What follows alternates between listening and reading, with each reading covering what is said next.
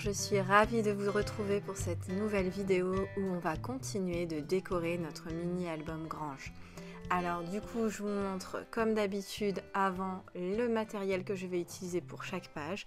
Donc là, ce sera le tampon botte de foin, le tampon Bienvenue dans ma campagne et toujours les embellissements de la même collection. Donc là, je colle ma photo sur ma page vers le côté droit et ensuite j'ajoute mes petits tampons qui ont été colorisés d'avance. Pour rappel, si jamais vous voulez retrouver les couleurs que j'utilise pour les tampons, c'est dans la toute première vidéo, dans la vidéo de la couverture, je note chaque couleur utilisée de mes feutres à alcool de chez Action. Donc n'hésitez pas, je la mettrai en petite barre en haut à droite pour ceux qui veulent, à aller la regarder pour savoir les couleurs si vous voulez utiliser les mêmes couleurs que moi, pardon.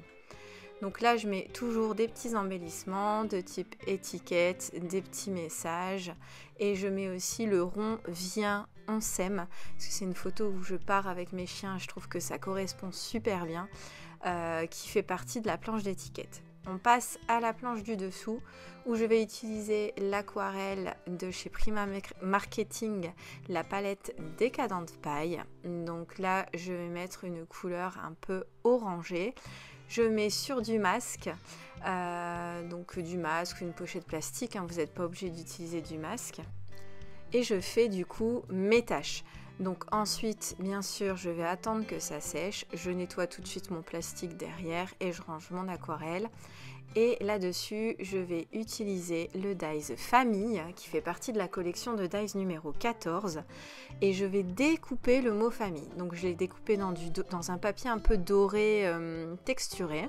Donc j'enlève le mot famille parce que là j'en ai pas besoin et je vais venir vraiment le coller au ras avec une petite étiquette carrée qui fait partie aussi de la collection campagne. De toute façon dans tout l'album j'utilise uniquement cette collection là, enfin j'essaye au maximum d'utiliser que celle-là.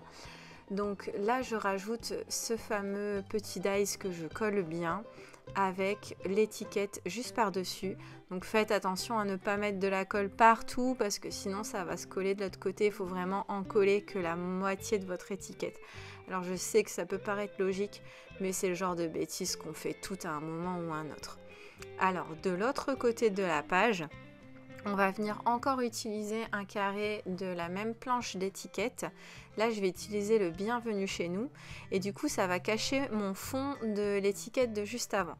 Je vais également utiliser le tampon fauteuil ancien, le tampon demi-rosace et je vais utiliser une photo de mon chien assis que j'ai détouré. Donc si vous voulez faire une page qui soit à peu près comme la mienne pour celle-ci, je vous conseille d'avoir une photo de quelqu'un ou d'un animal ou de quelque chose qui peut être posé parce qu'en fait on va faire une petite scénette dans le sens où moi je vais asseoir mon chien sur le fauteuil pour vraiment le mettre en scène dans ma page. Donc si vous avez une photo qui n'a rien à voir ou quelqu'un est allongé debout ou autre, clairement vous pourrez pas faire cette scénette, ça n'ira pas. Donc là moi je mets mon chien assis, donc il était assis sur un ballot de paille. Du coup avec mes tampons de demi-rosace, je vais venir créer une guirlande et je vais cacher ce bout de ballot de paille que j'ai pas pu détourer proprement pour faire quelque chose de joli. Donc là je colle tout de manière à faire quelque chose d'homogène et à cacher les endroits que je peux pas détourer de manière optimale. Donc je vous invite à faire pareil sur votre page. Et alors sur cette page là vous allez voir, là je la laisse comme ça, mais dans la réalité je vais rajouter des petits stickers étoilés à la fin parce qu'en fait je vais pas faire attention, je vais fermer l'album alors que ma colle est pas sèche et du coup ça va coller un petit peu et ça va abîmer une de mes petites étiquettes. Donc du coup pour faire du cache-misère, je vais mettre des petits stickers après de style paillettes qui sont exactement comme les paillettes du calque que l'on voit juste maintenant à l'image. Donc voilà, donc je vous préviens, ne soyez pas choqués. Pour la page justement sur le calque, je vais utiliser la découpe tracteur en carton bois que je vais coller au milieu avec un tampon qui fait partie du tampon numéro 3. Donc c'est le même tampon qu'on a utilisé pour faire la couverture, les portes de grange. Vous avez 2 fleurs dessus. Donc en fait j'utilise la toute petite fleur pour faire une petite déco au niveau de la roue du tracteur. Et je rajoute à nouveau une petite étiquette champ à perte de vue. L'arrière du calque, je le laisse vide, comme toujours, je ne mets rien. Je déteste faire les 2 côtés d'un calque, ou alors je fais juste pour cacher un truc disgracieux, mais sinon, globalement, j'aime pas.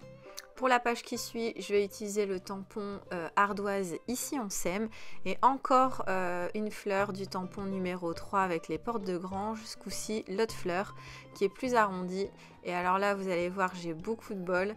L'arrondi du tampon fleur correspond exactement à la taille de l'arrondi du ballot de paille de ma photo.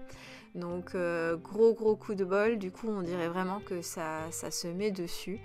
Donc j'espère que vous aurez autant de chance que moi et que vous aurez une photo avec un arrondi qui correspond pile poil à cette fleur.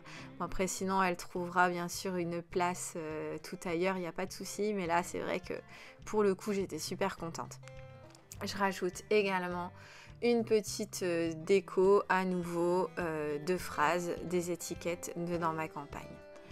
On passe à la suite. Donc là, c'est un papier assez fourni. Donc on va faire une déco assez simple à nouveau.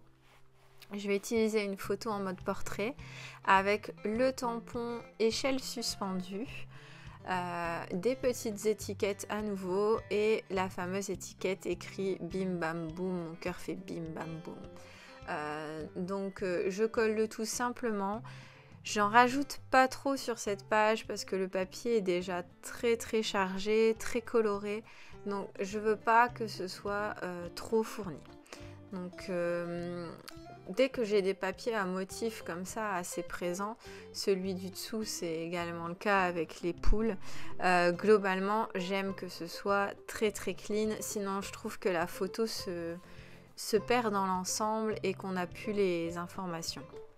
Donc derrière le bim bam boum, comme mon étiquette était un peu trop petite, je l'ai recoupée en 2 de manière à venir vraiment la mettre sur le côté, et la partie qu'on voit pas en fait est une partie vide, mais on a cette impression que l'étiquette est beaucoup plus longue en fait.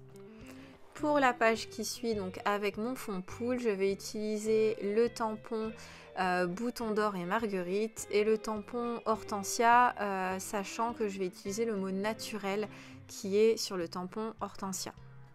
J'utilise une petite photo, je colle mes embellissements, donc là c'est pareil, c'est très rapide, le papier poule étant très chargé, je préfère faire une déco très simple. Donc je mets sur le coin bas de ma photo mes marguerites avec mes boutons d'or et chardon et le mot naturel en haut, et c'est tout. Ma page est terminée. À la suite, c'est le fameux tampon la fameuse page qui est une ancienne tapisserie. Dans mon esprit, quand j'ai dessiné ce papier, c'était une ancienne tapisserie. Et donc du coup, je vais m'amuser avec le tampon des portraits d'animaux que je vais tous coloriser. Je vais le tamponner, on va dire, 2 fois. Je vais coloriser tous les animaux avec des couleurs différentes et je vais couper l'intérieur de 2 cadres et je vais venir placer ces cadres sur des photos de mes bébés. Donc je recoupe ensuite autour et donc je vais les intégrer avec les autres portraits d'animaux. Et comme on a un papier en effet tapisserie, je vais faire en sorte que ce soit comme un mur dans une ancienne maison avec plein de portraits de famille.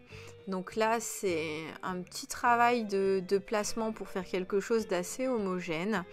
Donc je découpe bien tous mes cadres autour, je colorise tout et après je vois pour faire une mise en page avec les cadres de manière très homogène.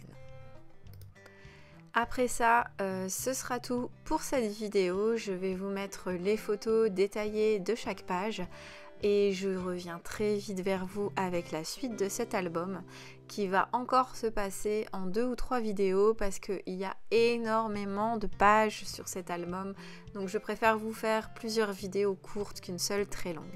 J'espère que la suite de la déco de l'album vous a plu et je vous retrouve très bientôt, j'ai hâte.